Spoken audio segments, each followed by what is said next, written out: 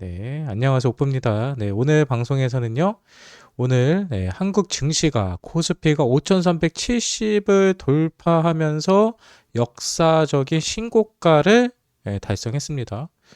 예, 갑자기 이렇게 코스피가 계속 올라가는 것은 최근에 삼성전자와 SK 하이닉스가 확실하게 힘을 내고 있죠. 네, 최근에 왜 그러면은 하이닉스와 삼성전자가 크게 올라가느냐? 예전에는 코인만 조금, 미국 시장이 조금만 떨어져도 국내 시장은 그냥 미국이 기침하면 감기 걸린다 할 정도로 흔들렸잖아요. 근데 지금은 미국 증시랑 상관없이 국내 코스피가 너무나도 잘 올라갑니다. 실제로 오늘 새벽이죠. 오늘 새벽 미국 시장만 보더라도요.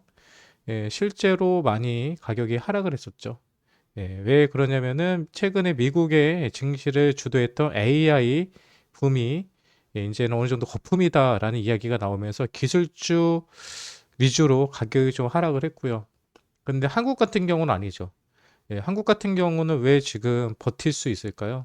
한국 같은 경우는 미국의 기반 시설이랑 상관없이 자체적인 호응을 보이고 있습니다. 왜? 최근에 AI가 크게 발전하고 있고 AI를 투자를 많이 하고 있죠. 근데 AI를 발전시키고 하려면은 전기도 엄청 필요하고 반도체도 엄청 필요하고 하잖아요. 그런데 이 전기하고 이런 반도체 원천 기술이 다 누가 갖고 있다? 네, 한국이 다 가지고 있다. 삼성전자가 가지고 있다. 예. SK 하이닉스가 가지고 있다. 네, 이런 것 때문에 독자적으로 미국에 있는 많은 투자자들도 한국 기업에 투자하는 상황이 있었습니다. 그래서 오늘 삼성전자가 얼마를 돌파했을까요? 네, 1,000조를 돌파하는 일이 있었죠. 네, 근데 중요한 거는요, 코스피가 이렇게 올라가는데 어디까지 올라갈 거냐는 거죠. 어디까지 올라갈 거냐. 근데 오늘 뉴스들을 보면은 좀 재밌는 뉴스들이 있어요. 오늘은 코스피는 역대 최대가를 찍었지만, 현실은 어땠느냐. 현실은 어땠냐를 봐야 되는데, 외국인들과 개인들은 엄청나게 많은 자금을 팔았습니다. 이게 중요한 거예요.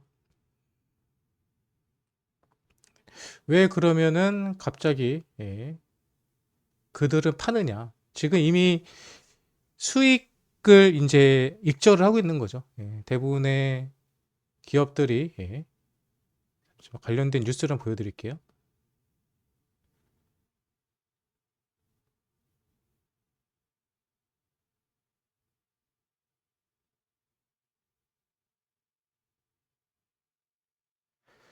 오늘 뉴스거든요. 좀 전에 올라왔던 뉴스인데, 이 뉴스를 보면 오늘 올라왔던 뉴스죠.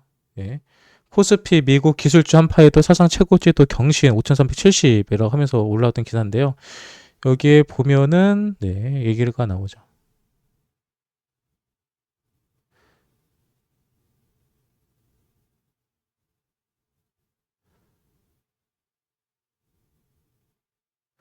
예. 유가 증권 시장에서도 기관이 1조 7,826억 원을 매수하며 지수를 견인했다. 개인과 외국인은 각각 1조 67억 원, 9,400억 원을 어떻게 했다? 순매도했다. 그러니까 다시 말해서 오늘은 양면성이 있다는 거예요. 오늘 같은 경우는 코스피 같은 경우가 5,370을 넘겼지만은 그 내면을 살펴보면 개인과 외국인은 팔았고요. 기관들만 매집을 했다는 걸 확인해 볼 수 있습니다. 그럼 기관들만 매집을 했다? 기관들만 매집을 한 이유는 뭘까요? 기관들만 매집을 했다는 이유가 뭘까요? 예. 오프님, 기관들이 매집하니까 좋은 거 아니에요? 라고 하시는 분들 있죠. 근데 현실은 그렇지 않습니다. 기관들의 우리는 속사정을 좀 살펴봐야 되는데요. 오늘 일단 개인과 외국인에 던져낸 물량은 기관들이 다 받아낸 건 맞아요. 근데 그 받아낸 이유가 비자발적 매수와 포모가 섞여 있다라는 게 많은 전문가들의 분석입니다. 이게 무슨 얘기냐면은 기관 투자자들은요, 다시 말해서 펀드 매니저들은 코스피 지수를 못 따라가면은 무능하다라는 평가를 받을 수밖에 없어요. 다시 말이야, 옆집 있는 애들은 평균이 90점인데 너는 전문가라는 애가 왜 평균이 80점밖에 안 돼? 이런 소리를 듣는 거지.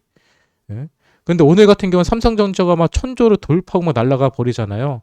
그런데 이제 물어볼 거 아니야. 야, 너의 삼성전자 가지고 있어? 라고 물어볼 거 아니야. 근데 기관이나 펀드 매니저가 저 삼성전자 안 사고 다른 거 갖고 있는데요. 라고 하면은 창피하잖아. 그리고 남들보다 뒤처졌다고 손가락질을 받게 되잖아요. 보통 이거를 뭐라고 얘기하냐면은 전문 용어로 트래킹 에러라고 합니다. 트래킹 에러. 근데 오늘 기관들이 크게 매집을 한 거는 트래킹 에러가 떴다. 왜?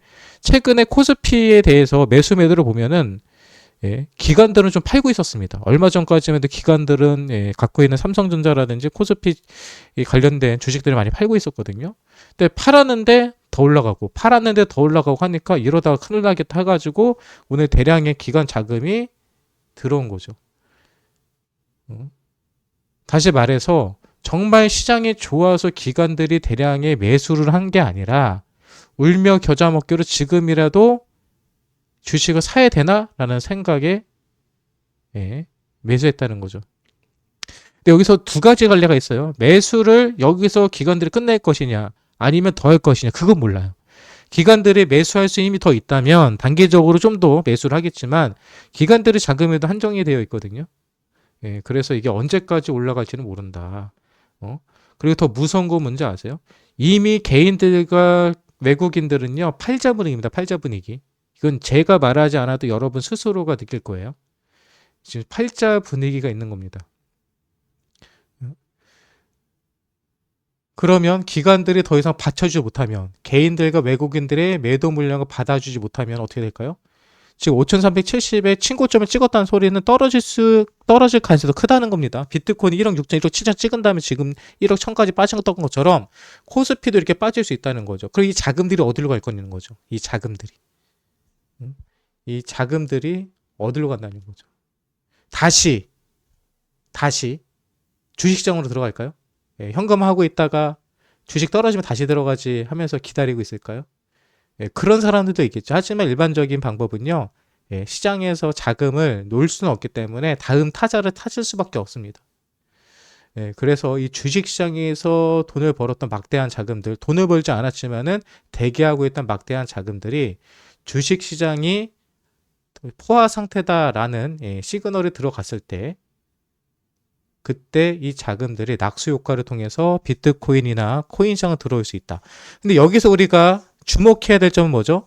지금 주식시장이 호황인 거는 미국이에요? 한국이에요? 가장 핫 이슈가 되는 건 한국이죠. 그러니까 한국에 있는 투자자들이란 말이에요, 지금. 그러니까 한국에 있는 투자자들이 현금을 가지고 있으면 어디다 투자할까요? 한국에 있는 거래소에 투자를 하겠지. 그럼 업비트나 빗썸으로 그 자금들이 들어온다는 거예요. 그러니까 업비트나 빗썸이 와서 그들의 비트코인이랑 이더리움이랑 리플만 살까요? 네, 많이 사겠죠. 하지만 대부분의 국내에서 주식을 하던 사람들은 과거에도 코인을 하던 사람들이고 한국에서 코인하는 사람들은 알트코인에 친숙합니다. 그래서 그 자금들이 알트코인으로 들어올 가능성이 상당히 높다라는 거죠. 주식시장의 뜨거운 유동성은 결국 위험 자산의 대장이 비트코인으로 흘러올 가능성이 상당히 높다. 그래서 코스피가 5,300을 돌파했다는 것은 자금 흐름이 유동성이 시장에 상당히 많다는 거고 그거는 코인 시장이 상당히 긍정적이다 라고 이해하시면 됩니다.